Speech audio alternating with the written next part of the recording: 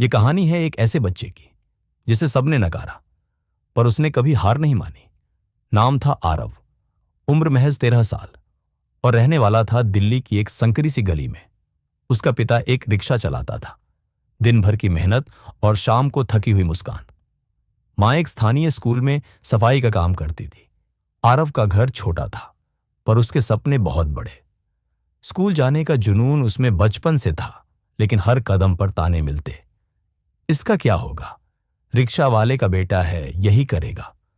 उसके स्कूल के बच्चे भी उसे छोटा समझते थे, सिर्फ इसलिए कि उसके पास न अच्छे जूते थे, न ब्रांडेड बैग, न स्मार्टफोन। लेकिन एक चीज जो थी वो था हौसला। एक दिन स्कूल में नोटिस आया, state science fair, apply now. Class में शोर मच गया। सब अपने अपने प्रोजेक्ट्स की बातें करने लगे। लेकिन जब आरव ने कहा कि वह भी भाग लेगा, तो कुछ बच्चों ने हंसते हुए कहा, तू, तेरे पास तो ग्लू तक नहीं होगा साइंस प्रोजेक्ट बनाने के लिए। आरव ने मुस्कुराकर जवाब दिया, हो सकता है, पर मेरे पास आइडिया है। वो रोज स्कूल से लौटकर पिता के साथ रिक्शा स्टैंड जाता। वहीं से कूड़े से फेंके गए पुराने खिलौनों, टूटी मशीनों और तारों को बटोरता। उसकी आंखों में हर चीज में एक उपयोग दिखता। रात को छोटी सी बल्ब की रोशनी में वो इन चीजों से कुछ न कुछ बनाता रहता। आखिरकार 15 दिन की मेहनत के बाद उसका प्रोजेक्ट तैयार हुआ। Low cost solar cooker made from waste materials. यह प्रोजेक्ट न सिर्फ सस्ता था, बल्कि पर्यावरण के लिए भी सुरक्षित था। साइंस फेयर का दिन आया। सभी बच्चों के चमचमाते प्रोजेक्ट्स के बीच आरव का प्रोजेक्ट बेहद साधारण दिखता था। कई जजों ने नजरअंदाज कर दिया, लेकिन एक बुजुर्ग वैज्ञानिक डॉ. शास्त्री रुके।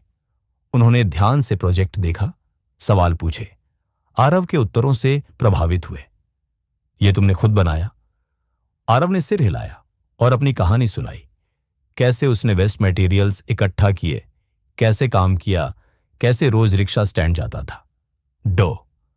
शास्त्री की आंखें भर आईं। तुम्हें बस एक मौका चाहिए, उन्होंने कहा। उस दिन के अंत में जब पुरस्कारों की घोषणा हुई, सभी को आश्चर्य हुआ।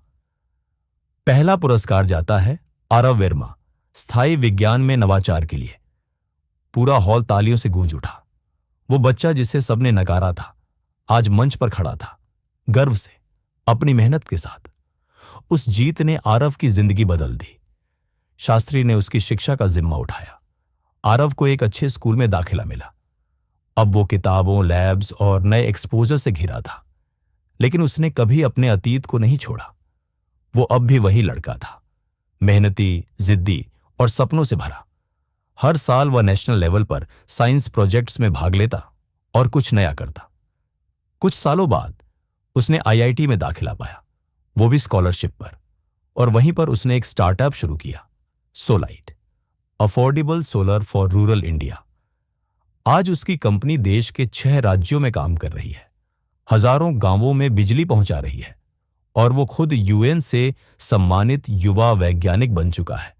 आरव आज भी उसी गली में लौटता है, अपने स्कूल में जाता है, बच्चों से मिलता है, रिक्शा स्टैंड पर बैठकर अपने पिता के साथ चाय पीता है। कभी कभी कोई नया बच्चा आता है और कहता है, सर, मेरे पास कुछ भी नहीं है, क्या मैं कुछ बन सकता हूं? वो मुस्कुराकर कहता है, मैं भी कुछ नहीं था, पर मैंने कभी हार नहीं मानी। तू भी मत मानना। कभी खुद को कम मत समझो। हालात भले तुम्हारे पक्ष में न हो, लेकिन अगर इरादे मजबूत हैं तो हर नामुमकिन भी मुमकिन हो सकता है। आरव की तरह अगर तुम भी गिरकर उठते रहो, ठुकराए जाने के बावजूद चलते रहो, तो एक दिन वही लोग जो तुम्हें नकारते हैं तुम्हें मिसाल मानेंगे। क्योंकि असली जीत तब होती है जब हार मानने से इनकार कर दो। Never give up. कभी हार मत मानो।